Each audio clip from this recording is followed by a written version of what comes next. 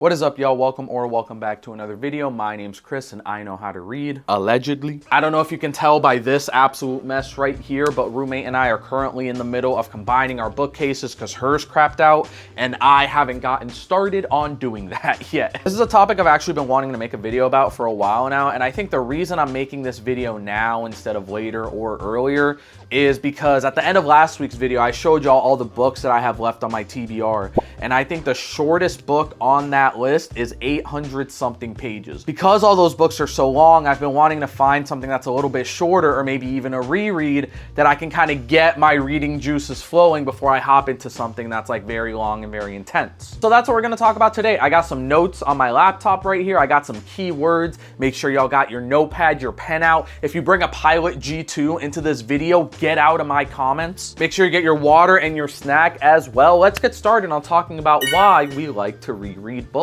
Of course, the thing everyone first goes to when they talk about revisiting something, whether it's a book or something greater than that, is familiarity, right? And there's something called the mere exposure effect that kind of relates to this. What the mere exposure effect says is that the more that we are exposed to something, the more that we tend to like it, feel familiar, feel comfortable with it. So when you have this book, whether it's like a children's book, maybe a YA novel, a classic that you really enjoy, one of the reasons that you feel so attached to it is just because it's become a part of your life. It's become familiar to you. It's like that same thing with those people that have Paramount Plus just to watch The Office, or the people that put Harry Potter movies on in the background and things like that. It's not like they're fully diving into this like it's the first time they're seeing it. Absolutely not. And I wonder if I have my comfort read on the shelf. Yes, I do. And when we're talking about comfort reads, for me, that's The Watchmen, right? And I don't think anything about this book is comforting, right? It's not a comfortable read. But for the past few years, I've always just been drawn back to The Watchmen as something I can flip through, that's something I could very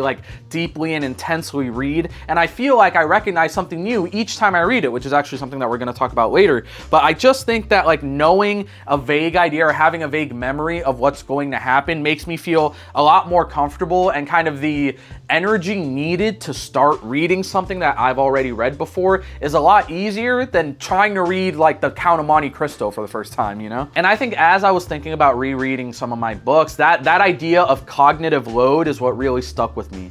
Because of course it would be really cool to read 1Q84 for the first time, or it'd be awesome to get all the hype behind this revenge tale in The Count of Monte Cristo. But that's a lot of work on this little noggin right here, right? And reading something like Watchmen that I've already read before, or even reading something like Sapiens or Martyr or something like that, reading these books that I have already read before kind of reduces the cognitive load while I'm reading, and also has a lower amount of activation energy, right? This energy that I need to start doing something, it's a lot lower with something like Watchmen than it would be with this behemoth of a book like The Count of Monte Cristo. The next thing we're going to be talking about, and I will put down Watchmen as I say this, is schema theory, and this whole idea of how in-depth we go with each read that we do. I was thinking about this a lot when I reread Stoner by John Williams at the beginning of the year, one of my favorite classics of all time.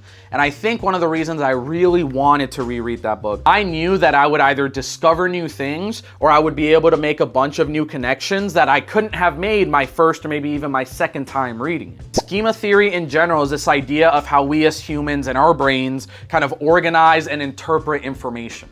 Let's see if I can find another example to use in this bookcase. Where are you? Here we go. Take The Great Gatsby, right? Another one of my favorite classics of all time. And the first time reading The Great Gatsby, maybe it might be in high school or something like that. Your first time reading it, you have this simp of a man in Jay Gatsby who loves this woman named Daisy and this guy Nick who's just standing around, right? You're just watching the Kardashians take place in the 1920s. But then you reread it, and say you even reread it a third time. This edition of The Great Gatsby is 184 pages, and as a classic, it is very, very short. But then you start making these connections within your head of oh, I know this about Gatsby's backstory. Maybe that's why he reacted this way when Nick Carraway said this. Why is Nick Carraway such a fly-on-the-wall narrator? Well, everything we know about him in the second half, or we learn about him in the second half of the book, he's this way. Especially when it comes to classics, or not even classics, just very complicated books. I really like, and I would encourage rereads to y'all and to anybody that I know, know,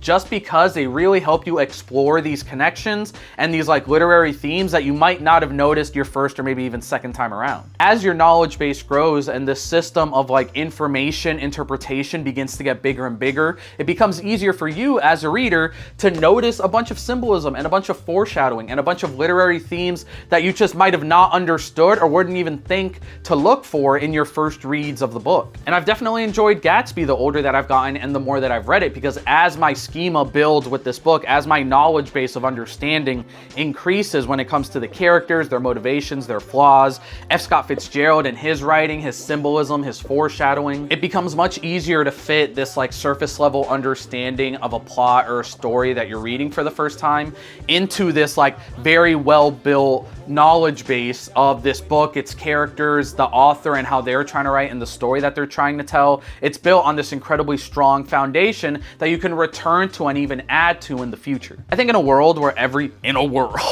where everything is on fire all the time, it becomes increasingly important to have at least some knowledge on how you can emotionally regulate yourself, especially when you're going through bad or tough times. Kind of like what we talked about in point one, being able to emotionally regulate yourself in some way, shape, or form, being able to use reading or books or short stories, anything like that, to help manage your stress and your mood is incredibly important. And I think something we do without even really like categorizing it as emotional regulation. Whether your safe space is, you know, the Harry Potter stories, or it's The Office for the 80th time this month. For me right now, as I move my boy Rico out the way, my kind of comfort read, I think, that makes me feel good is Sapiens by Yuval Noah Harari. And I think nonfiction for me in general is a very big part of like my emotional regulation and comfort reads as a whole. But I really do think that when times are tough, people will like, regress isn't the right word, but when times are tough, people will definitely go towards things that they know, media that they know, I should say, over like going to see a movie for a first time, or maybe even giving an indie author a chance, right? Having a reliable source of dopamine in a book, I think is a very healthy thing. And also, life sucks. And if your version of a dopamine spike is reading like Jane Eyre after a long week, that's pretty good. Dopamine is a commodity now. I talked about it in my 10 books that shaped me as a person, right? These companies are trying to market to you, and they're trying to make sure that you fill yourself with as much dopamine and as much distractions as possible. So if your way of emotionally regulating yourself is by reading The Great Gatsby after a hard day at work, go for it. That's like the best thing you could do for yourself. Give me a sec. I have to look for another book for the next part of this video. I just thought of a connection, ladies and gents. Oh, nope, not down here. Nope. Where are you? And of course, when we're talking about comfort reads and we're talking about kind of going back to something that feels like home, that feels incredibly comfortable, we have to talk about memory and nostalgia and this idea of your autobiographical self.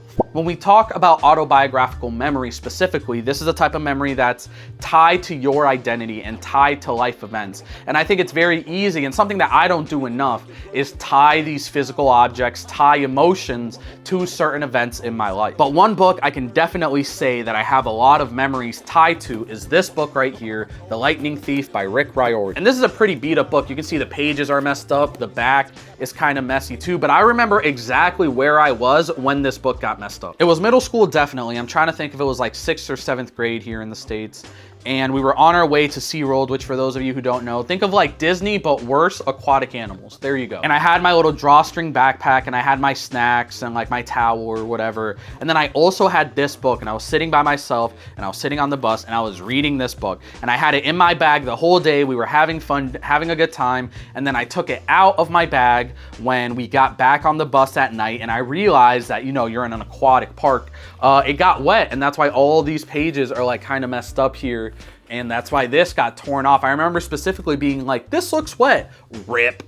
Who thought that was a good idea? But I think something that a book like this, and just rereads in general, do is they don't just trigger memories of the event, of like, they don't just trigger memories of me going to SeaWorld in middle school. They remind me of who I was going to SeaWorld in middle school. I was just this like tall, nerdy kid who liked to read books and play basketball. And honestly, not a lot has changed, you know? And of course, this is like a book focused video, but even with other things, it could be like a stuffed animal, it could be like a necklace, like these things that we attach meaning and memory to specifically bring us comfort during times when trying something new might be a little scary or might be a little more difficult than we're ready for. And of course, everyone loves nostalgia, right? Like in Hollywood, it can get annoying where it feels like everything's a remake and everything is just trying to build on something that's been done before it. But at least on like a personal basis, I love nostalgia. Nostalgia brings comfort. Nostalgia helps me find meaning in the things that I found important back then and the things I find important now. And also when you're sharing in nostalgia with other people, whether it is a book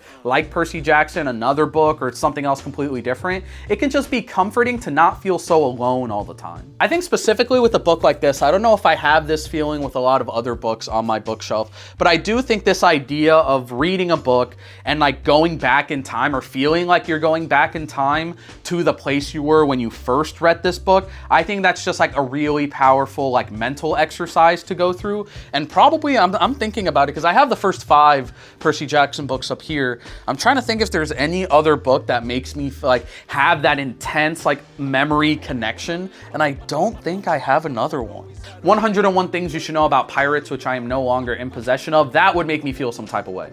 I remember being in my mom's classroom in elementary school, tearing through that book. That would be another example that I don't have right here. But again, this whole idea of like, why does it feel so good to reread a book? Because it reminds us of who we were when we read the book in the first place, right? Agency and control or lack thereof is something that has defined my entire like childhood and adult life, really. I've said it in previous videos, but I think that's what got me so hooked in on Stoicism, because that whole mental and physical like letting go of not having control is something that I've had to work on almost on a daily basis now that I think about it. And I think something that's really difficult for me to do whenever I'm watching a movie, whenever I'm reading a new book, is like stopping myself from trying to figure out the ending. You know, the author has laid these plot points down. Oh, I think this book is going this way. I think it's going this way. Oh, what if this happens? Oh, I'm watching a new movie. Well, what if the director did this? Oh, I know this actor likes to have like these dramatic scenes, so maybe there's going to be a scene like that in this movie. I think my brain, and I'm sure it's the same with a lot of y'all, let me know,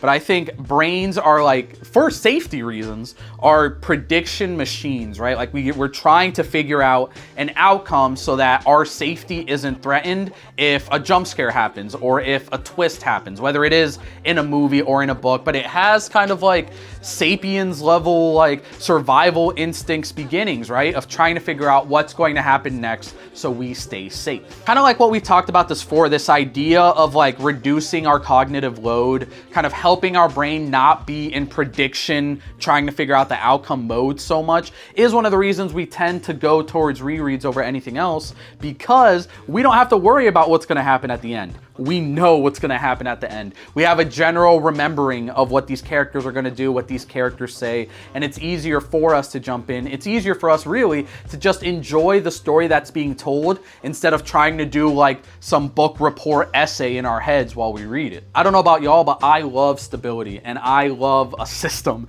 and I'm getting a little bit better as I get older of kind of letting go of some of that and safely introducing, I should say, a little more chaos and a little more unknown into my life. And while I am enjoying it, the little boy in me is always going to love stability. So having this book, having this movie, having whatever it is, that I know what's going to happen, I know how I'm going to feel about it, there are no twists and turns, I can relax and it's not work to read or watch this thing, I'm going to go back to it. I also think, I don't have a physical copy of it. I don't know why I'm looking at it. I recently read, I forgot the name of the book, holy ho. Tell Me Everything. I believe it's Elizabeth Strout that wrote that book. I could be wrong, but I listened to the audio of it, one of my favorite books of the year, and there are a bunch of very sad scenes in that book. And I think knowing that those sad scenes are happening doesn't take away from me. I don't know if y'all feel the same way about this, but knowing that a very emotional or very impactful scene is about to come up is honestly like cool for me, because then like I know that these emotions are going to happen. I know that this very sad thing is going to be discussed, or I'm going to watch this very sad scene in a movie,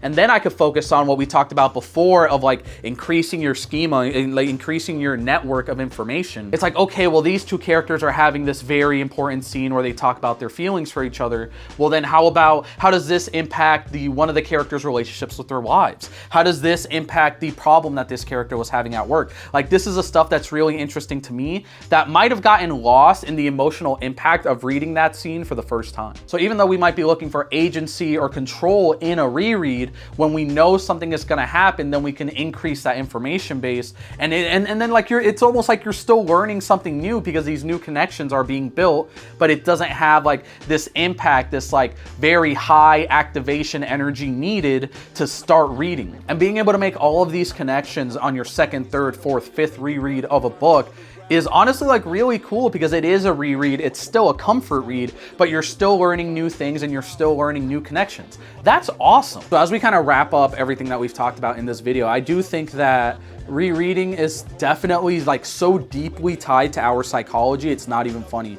And I think it's a really cool example of two polar opposites like actually helping us, because rereading is a very strong combination of familiarity and discovery, or rediscovery if you want to call it that, because you're walking into something that you already know like a majority of what's going to happen, but your brain is consciously or subconsciously ready to make these new discoveries, these new connections in something that you've already read. And I think that process of like deeper understanding obviously isn't going to happen with something that we haven't read before. But overall, I want to thank y'all for watching this video. Make sure you like, comment, subscribe, all that good business. What's y'all's comfort read? I threw a bunch out there. I really do think that for Watchmen being such a crazy book, it is very comforting. I think Stoner by John Williams, I think Stoner is definitely up there. I don't know where my copy of it is. Hold on, I'm cooking. I am not cooking. Whatever I was cooking burnt because I can't find that book. But yeah, let me know y'all's comfort reads in the comments down below, and then maybe like for a future video, I can read y'all's comfort reads and see if they give me like the same feelings or something like that. A little spoiler for next week's video, I'm currently starting to read, I think I'm 2 hours into Dune by Frank Herbert, so be on the lookout for that video as well. If you like these breakdowns, if you like these kind of psychology, I gotta put this degree to good use. If you like these psychology videos, I have a degree in it and I need to use it in some way. If you're enjoying this style of video, let me know. Do something that makes you happy, do something that makes you some money, and I'll catch y'all next time. Peace. Yeah.